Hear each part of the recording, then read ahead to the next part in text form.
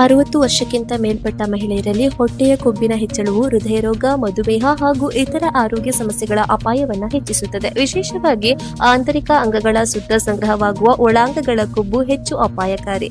ಇದು ಅಂಗಗಳ ಕಾರ್ಯಕ್ಷಮತೆಯನ್ನು ಕುಗ್ಗಿಸಿ ದೇಹದಲ್ಲಿ ಉರಿಯೂತವನ್ನು ಉಂಟುಮಾಡಬಹುದು. ವಿಜ್ಞಾನಿಗಳು ನಡೆಸಿದ ಅಧ್ಯಯನದಲ್ಲಿ 65 ವರ್ಷಕ್ಕಿಂತ ಮೇಲ್ಪಟ್ಟ 66 ಮಹಿಳೆಯರನ್ನ ಪರೀಕ್ಷಿಸಲಾಯಿತು. ಎಲ್ಲರಿಗೂ ವ್ಯಾಯಾಮ ಕಾರ್ಯಕ್ರಮ ನೀಡಲಾಗಿದ್ದು, ಒಂದು ಗುಂಪಿಗೆ ಹೆಚ್ಚುವರಿಯಾಗಿ ಟೆಸ್ಟೋಸ್ಟೆರಾನ್ ಹಾರ್ಮೋನ್ ಜೆಲ್ ನೀಡಲಾಯಿತು. ಫಲಿತಾಂಶದಲ್ಲಿ ವ್ಯಾಯಾಮದ ಜೊತೆಗೆ ಹಾರ್ಮೋನ್ ಜೆಲ್ ಬಳಸಿದ ಮಹಿಳೆಯರಲ್ಲಿ ಒಳಾಂಗಗಳ ಕೊಬ್ಬು ಗಮನಾರ್ಹವಾಗಿ ಕಡಿಮೆಯಾದುದು ಕಂಡುಬಂದಿತು. ತಜ್ಞರ ಪ್ರಕಾರ ವೃದ್ಧಾಪ್ಯದಲ್ಲಿ ಕಠಿಣ ಆಹಾರ ನಿಯಮಗಳಿಗಿಂತ ನಿಯಮಿತ ವ್ಯಾಯಾಮ, ಸ್ನಾಯು ಬಲವರ್ಧನೆ, ಉತ್ತಮ ಭಂಗಿ ಹಾಗೂ ಚಯಾಪಚಯ ಆರೋಗ್ಯದ ಕಡೆ ಗಮನ ಹರಿಸುವುದು ಹೆಚ್ಚು ಪರಿಣಾಮಕಾರಿ.